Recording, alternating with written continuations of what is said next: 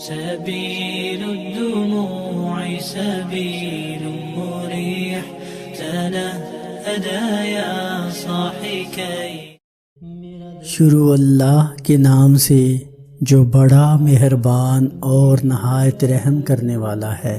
السلام علیکم رحمۃ اللہ وبرکاتہ۔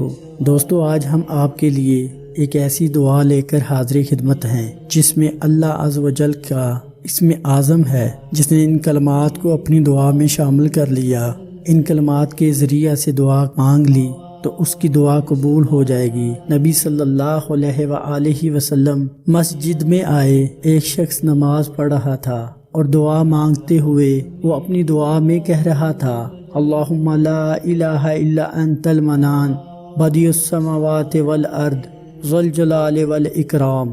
اے اللہ، تیرے سوا کوئی اور معبود برحق نہیں ہے، تو ہی احسان کرنے والا ہے، تو ہی آسمانوں اور زمین کا بنانے اور پیدا کرنے والا ہے۔